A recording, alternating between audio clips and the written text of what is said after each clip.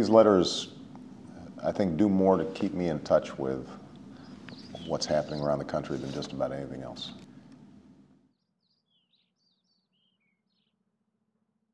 Some of them are funny, some of them are angry.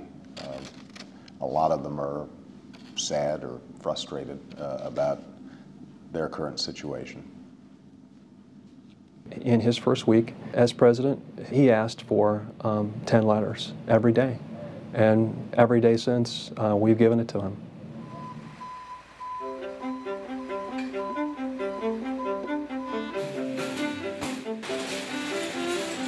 We get 65,000 paper letters every week.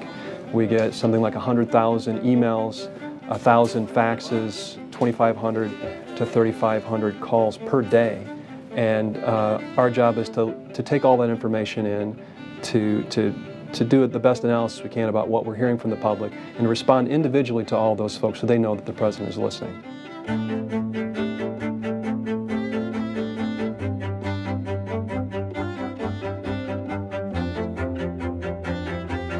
Anyone that sends a message to us, it comes into our offices. Our staff sorts through them. They identify those that meet our 3 tests. Are they something that's representative of the mail that's coming in? Is it representative of something in the news? And is it something that's a compelling message? We pile that mail together. Some of it ends up here on my desk. I sort through it, categorize it by issue, and then every day I go through them and pick the 10 that best represent what's happening right now. And it's a good dialogue, a direct relationship between constituents who have these concerns and the president who desperately wants to get those messages. The president's talked about being in the bubble, and our job is to make sure that he gets out of it every day.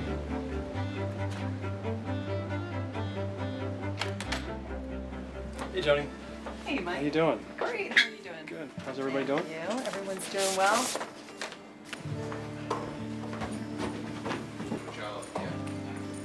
Hey, Katie. Thank you. So this is for tomorrow? Yep. Okay. You good? Yep, I'll give it to him. He probably replies to somewhere between 3 and 4 a night. So over the course of the week, you're writing 15 to 20 letters. So he writes a lot, and he handwrites every single one of them. Some are longer, some are shorter, and the issues totally vary.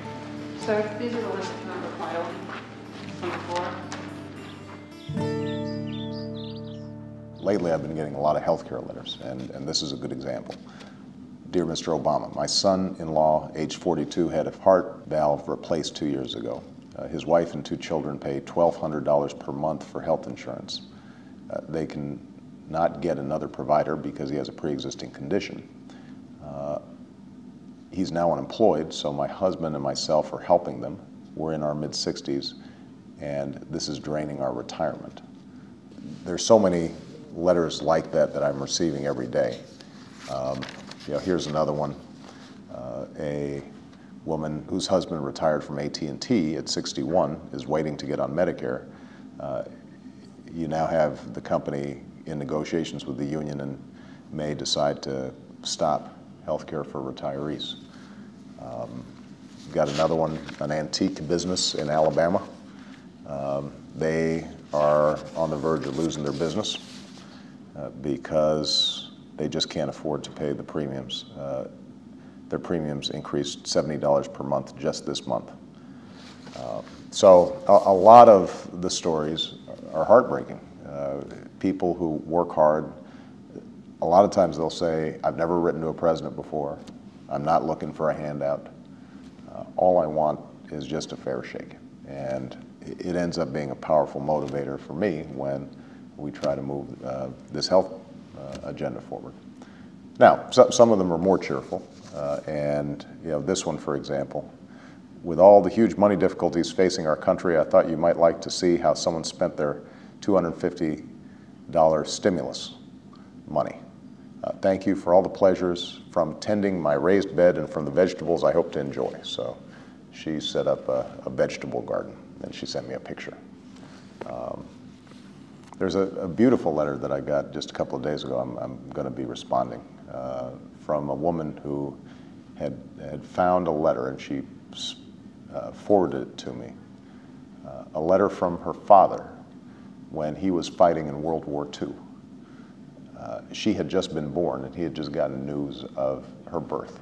And he sent this letter, "My dearest daughter," and explained what he was doing in Europe during World War II and why this was so important and what the country meant to him, and that someday she'd be old enough to read it and understand why this was so important. You know, you get letters like that, and it gives you a sense of what's best about America, and inspires you and makes you want to work that much harder to make sure that that spirit is reflected in our government.